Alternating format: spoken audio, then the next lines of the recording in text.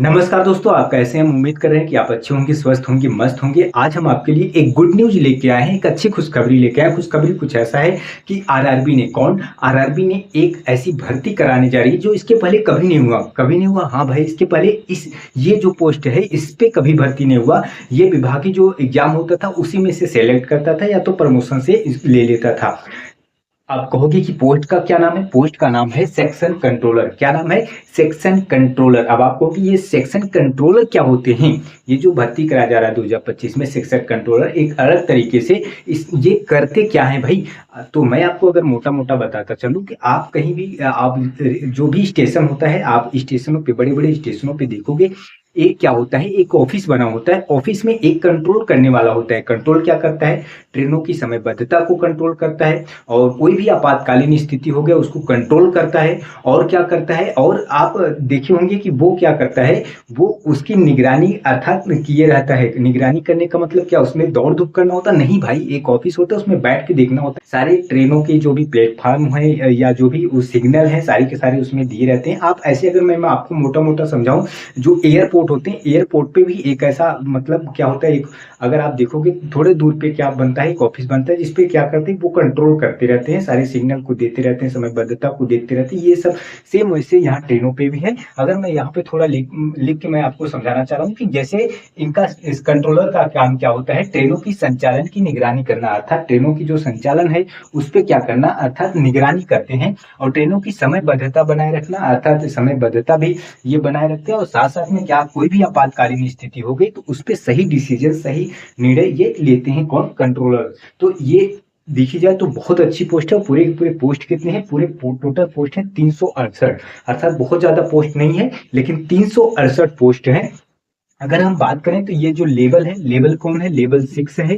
और grade pay की बात करें तो ग्रेड पे 4200 है। और अगर मैं ग्रॉस सैलरी अर्थात इन हैंड सैलरी अगर देखा जाए तो पूरे पूरे अप्रोक्स कितने 60,000 अर्थात 60,000 अप्रोक्स सैलरी बन जाएगी, जिसमें डीए रहेगा, एचआरए, मेडिकल, ट्रेवल कंसेशंस रहेगा, अर्थात ये सारे के सारे आपको फैकल्टी मिलेंगी। तो ये जो भर्ती है केवल और केवल इसी बार से, अर्थात इसके पहले से ये भर्ती नहीं कराई जाती थी, अर्थात विभागीय रूप से इनको भर्ती कराया जाता था, लेकिन इसी बार से अलग तरीके से इसकी भर्ती कराई जाएगी, जिसकी पूरी टोटल कितनी पोस्ट है? 368। और एक आपको और खुशखबरी बता दें। क्या खुशखबरी? कि अगर आपको केवल और केवल मैथ्स आता है, अगर आपको केवल और केवल मैथ्स आता है और क्या आता है? रीजनिंग आता है। अगर आपको मैथ्स और रीजनिंग आता है ना तो आपके लिए गुड न्यूज है, अर्थात आप केवल और केवल मैथ और रीजनिंग से इसमें आप पोस्ट ले सकते हो। एक पोस्ट आज अगर आपको मैथ और रीजनिंग आता है, आप मैथ और रीजनिंग के धुरंधर हैं, तो आप इस पोस्ट को ले सकते हो। किसको? कंट्रोलर को। तो कहीं कहीं आपको मैंने बताया बहुत अच्छी जॉब भी है, तो बहुत अच्छी जॉब है तो इसके लिए केवल और केवल दो चीज चाहिए। क्या चाहिए? मैथ चाहिए और क्या चाहिए? रीजनिंग चाहिए। इसमें कोई जीके जीएस की जरूरत नहीं है, इसमें कोई जीके जीएस की जरूरत नहीं है। हालांकि इंग्लिश तो पहले से ही नहीं होता था, इसमें कोई जीके जीएस की जरूरत नहीं है।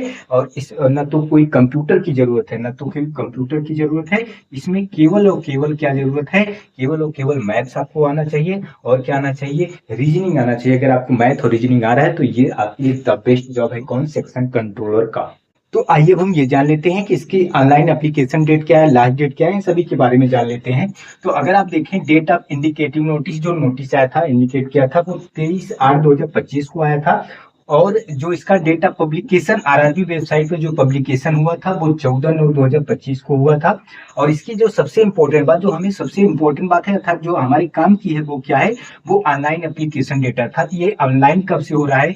अगर देखा जाए तो ऑनलाइन 15/9/2025 से हो रहा है। कितनी तारीख से? 15/9/2025 से इसकी ऑनलाइन हो रहा है। और इसका लास्ट डेट क्या होगी? लास्ट डेट इसकी जो होगी वो होगी 14/10/2025, अर्थात 14 अक्टूबर को इसकी क्या हो जाएगी? लास्ट डेट हो जाएगी। अगर देखा जाए तो केवल एक एक महीने में केवल एक दिन, अर्थात पूरे देखा जाए तो लगभग अप्रोक्स अगर देखा जाए तो एक महीने होगा ही। तो एक महीने पूरे टाइमिंग दी गई है क्या? ऑनलाइन करने के लिए। अगर आप ऑनलाइन कर सकते हैं, अगर आप योग्य हैं, योग्य अभी मैं बताऊंगा कि क्या लगेगी, आप अंत तक बने रहिएगा। और अगर आप मैथ और रीजनिंग में अच्छे हैं तो आप फॉर्म को जरूर अप्लाई करिए, क्योंकि कंट्रोलर अपने आप में एक अच्छी जॉब है, एक बहुत अच्छी जॉब है। आपको केवल बैठना है, बैठ के आपको काम करना है, बहुत कुछ करना नहीं है। और इसका अगर फी पेमेंट, लास्ट पेमेंट देखा जाए तो क्लोजिंग जो है फी पेमेंट का लास्ट का वो है 16/10/2025। अब आइए अब हम ये जान लेते हैं कि इस फॉर्म को अप्लाई करने के लिए हमें कितने फी की ज़रूरत है, अर्थात कितने फी पे करना होगा, ये भी जान लेते हैं और साथ में हम एज को भी जान लेते हैं क्या, अर्थात हमारी एज होनी चाहिए इस फॉर्म को अप्लाई करने के लिए, क्योंकि बहुत अच्छी पोस्ट है, कंट्रोलर की पोस्ट है, तो एज भी तो होनी चाहिए। अगर एज हमारी इसके बीच में है तो क्या हम अप्लाई कर सकते हैं, तो आइए अब इनके बारे में हम जान लेते हैं। तो फी की बात करते हैं, तो फी का मतलब अगर आप देखें यहाँ पे तो फॉर ऑल कैंडिडेट्स, अर्थात सभी कैंडिडेट्स के लिए कितने हैं, 500 रुपए। और यदि आप कुछ जैसे मान लो आप विशेष में, जैसे विशेष में क्या, जैसे एससी में आप आते हैं, एसटी में आप आते हैं, फीमेल में आते हैं, आप एक्स सर्विसमैन में आते हैं, पीडब्ल्यूपीडी में आते हैं, तो आपको केवल और केवल कितने 250 रुपए पे करने होंगे। तो फिर मतलब आप क्या समझिए, सभी कैंडिडेट के लिए 500 रुपए। अगर आप विशेष में आते हैं जैसे एससी एसटी हो गया, फीमेल हो गया, एक्स सर्विसमैन पीडब्ल्यूबीडी में आते हैं, तो आपको केवल और केवल 250 रुपए पे करना होगा। अब आइए अब हम एज की बात कर लेते हैं, अर्थात क्या हमारी एज होनी चाहिए इस फॉर्म को अप्लाई करने के लिए। तो यहाँ पे आप ध्यान से देखिएगा, कहा है upper limit date of birth, और यहाँ पे क्या है lower limit date of birth. यहाँ पे कहा है नॉट अर्लियर देन, अर्लियर मतलब पहले, इसके पहले नहीं होना चाहिए, और कहा है नॉट लेटर देन, अर्थात इसके बाद नहीं होना चाहिए। तो किनके पहले नहीं होना चाहिए, किनके बाद नहीं होना चाहिए, आइए इसको समझते हैं। तो सबसे बड़ी बात क्या, एज हम ये समझते हैं कि हमारी जो एज होनी चाहिए 20 से लेकर 33 वर्ष होनी चाहिए फॉर्म को अप्लाई करने के लिए। तो आइए हम देखते हैं कि क्या अपर लिमिट है और क्या लोअर लिमिट है, अर्थात क्या पहले नहीं होना चाहिए, क्या बाद में नहीं होना चाहिए। तो ये समझते हैं, ये जो तीनों है ये पहले का है, और ये जो एक है ये किसके सेंस में है, ये बाद के सेंस में है। तो आइए पहले वाला समझ लेते हैं, बाद वाला भी समझ लेते हैं, और बाकी ये हम जानते ही हैं कि 20 से 33 वर्ष के आप हैं, अर्थात इनके बीच हैं, तो आप फॉर्म को अप्लाई कर सकते हैं। जैसे क्या, यदि आप यूआर में आते हैं, अनरिजर्व कैटेगरी में आते हैं, या ईडब्ल्यूएस में आते हैं, तो आपका जो डेट ऑफ बर्थ है, आपकी जो बर्थ है, अर्थात आपका जो जन्म है ना, 2/1/1993 के पहले का नहीं होना चाहिए। यदि आप ओबीसी में आते हैं तो 2/1/1990 के पहले का आपका जन्म नहीं होना चाहिए। यदि आप एससी एसटी में आते हैं 2/1/1988 के पहले का आपका जन्म नहीं होना चाहिए। अब यहाँ पे लेटर देन अर्थात बाद क्या होना चाहिए, इन तीनों के लिए टर्म एंड कंडीशन है कि 1/1/2006 के बाद आपका जन्म नहीं होना चाहिए, अर्थात 1/1/2006 के बाद का आपका जन्म नहीं होना चाहिए। और इन ये तीनों टर्म एंड कंडीशन ये आप फॉलो करिए, अर्थात ये अगर आप फॉलो कर पा रहे हैं कि अगर आप जनरल के 1993 2/1/1993 के पहले, ओबीसी हैं 2/1/1990 के पहले, और एससी एसटी के 2/1/1988 पहले का नहीं होना चाहिए। जबकि अगर देखा जाए 1/1/2006 तीनों लोग का 1/1/2006 के बाद का नहीं होना चाहिए। ये टर्म एंड कंडीशन है, अर्थात 20 से लेकर 33 ईयर के बीच में है तो आप फॉर्म को अप्लाई कर सकते हैं। तो बीच का मतलब 20 वर्ष है या 33 वर्ष है, उससे ज्यादा नहीं होना चाहिए, 20 से कम नहीं होना चाहिए, ये मतलब है। तो आइए अब हम इसके आगे भी जान लेते हैं। अब आइए अब हम ये जान लेते हैं इस फॉर्म को अप्लाई करने के लिए, अर्थात सेक्शन कंट्रोलर को फॉर्म को अप्लाई करने के लिए हमारे पास क्या योग्यता होनी चाहिए, अर्थात क्या क्वालिफिकेशन होनी चाहिए, एजुकेशन क्वालिफिकेशन क्या होनी चाहिए। तो इसके लिए हमें बहुत कुछ जरूरत नहीं है, केवल और केवल क्या हमारे पास ग्रेजुएट होना चाहिए, अर्थात हम हमारे पास ग्रेजुएट डिग्री जिसे हम ग्रेजुएशन करते हैं किसी भी यूनिवर्सिटी से होना चाहिए, अर्थात आप किसी भी सब्जेक्ट से यदि आप ग्रेजुएट हैं तो इस फॉर्म को अप्लाई करने के लिए योग्य हैं। और आइए अब हम सिलेक्शन प्रोसेस को जान लेते हैं, अर्थात हमारा किस तरीके से कैसे कैसे हमारा सिलेक्शन होगा, हमें कितने एग्जाम के फेजेस से गुजरना पड़ेगा, इसके बारे में जान लेते हैं। तो केवल और केवल एक आपका, अर्थात केवल और केवल सिंगल एग्जाम होगा, केवल और केवल एक होगा, वो भी कंप्यूटर बेस्ड टेस्ट होगा। यहाँ पे देखो मैं लिखा हूँ सीबीटी अर्थात कंप्यूटर बेस्ड टेस्ट होगा, केवल और केवल यहाँ पे मैं लिखा हूँ सिंगल एग्जाम, अर्थात केवल और केवल सिंगल एग्जाम होगा। इसके बाद आपका क्या होगा, सीबीटी मतलब एप्टीट्यूड टेस्ट होगा, ये बहुत नॉर्मली होगा, एप्टीट्यूड टेस्ट होगा। इसके बाद आपका डॉक्यूमेंट वेरिफिकेशन हो जाएगा, इसके बाद मेडिकल हो जाएगा। अब मेडिकल पे आप ध्यान दीजिएगा, मेडिकल आपका A2 स्टैंडर्ड का होगा, अर्थात जैसे विदाउट ग्लास कलर विजन ये सब देखा जाएगा, अर्थात फिजिकली टेस्ट होगा, ये भी बहुत नॉर्मल होगा।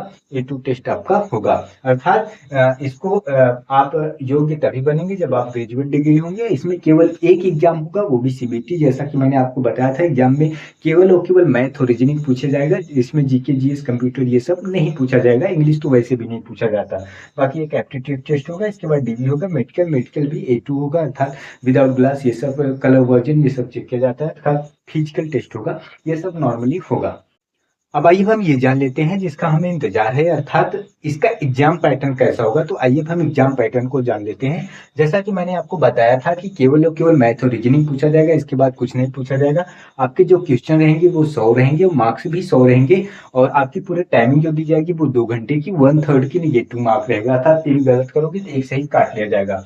तो मैथ और रीजनिंग केवल रहेगा, तो अर्थात एनालिटिकल रहेगा, मैथमेटिकल कैपेबिलिटी 60 क्वेश्चन 60 मार्क्स का, और लॉजिकल कैपेबिलिटी 20 क्वेश्चन 20 मार्क्स का, अर्थात मैथ का ही रहेगा। थोड़ा आपका कंप्रिहेंशन अर्थात पैसे टाइप रहेगा। इसके बाद मेंटल रीजनिंग 20 क्वेश्चन 20 मार्क्स का, अर्थात पूरे नंबर ऑफ क्वेश्चन 100 रहेंगे, नंबर ऑफ मार्क्स भी कितने रहेंगे, 100 रहेंगे। 2 आवर्स अर्थात 120 मिनट आपको टाइमिंग मिल जाएगी, 1/3 निगेटिव मार्किंग। केवल केवल क्या, अगर आप देख पा रहे हैं तो केवल और केवल मैथ और रीजनिंग यदि आपको अच्छे से आ रहा है तो आप बन पाएंगे क्या, सेक्शन कंट्रोलर। और आपको अगर जीके जीएस नहीं आ रहा है तो आप जरूर फॉर्म अप्लाई करिए, क्योंकि इसमें जीके जीएस कंप्यूटर की जरूरत नहीं है, केवल मैथ और रीजनिंग की जरूरत है। सेक्शन कंट्रोलर बनने के लिए हमारे पास क्या डॉक्यूमेंट की जरूरत है, अर्थात इन सभी डॉक्यूमेंट्स के बारे में जान लेते हैं। जैसे हमारे पास क्या होना चाहिए, पासपोर्ट फोटो होना चाहिए, और साथ साथ स्कैन सिग्नेचर होना चाहिए, और एजुकेशनल जितने भी सर्टिफिकेट लगेंगे, हाई स्कूल इंटर और ग्रेजुएशन का वो होना चाहिए, कास्ट सर्टिफिकेट चाहे कैटेगरी का हो, चाहे डब्ल्यू सर्टिफिकेट, यदि आप अप्लीकेबल हैं तो वो लगेगा। और गवर्नमेंट आईडी प्रूफ चाहिए एक। और इसके बाद एक बहुत इंपॉर्टेंट नोटिस क्या है कि आप ये ध्यान दीजिएगा, crucial date for documents in 14/10/2025, अर्थात 14/10/2025। आप जो लास्ट डेट देखे थे अप्लाई जो हो रहा था, अप्लाई का लास्ट डेट जो था वो क्या था, 14/10/2025, अर्थात 14/10/2025 के पहले ये सारे के सारे डॉक्यूमेंट होने चाहिए, 14/10/2025 के बाद के नहीं लगेंगे, इस बात को आप याद रखिएगा। तो आप बताइए कि आज का वीडियो कैसा रहा, अच्छा रहा तो लाइक शेयर सब्सक्राइब जरूर करिएगा, कमेंट करके बताइए कि आपके लिए कितना हेल्पफुल रहा। और यदि हमारे चैनल को सब्सक्राइब नहीं किए तो आप सब्सक्राइब कर दें, अपने दोस्तों तक साझा कर दीजिए। फिर मिलते हैं नेक्स्ट वीडियो में, तब तक के लिए धन्यवाद।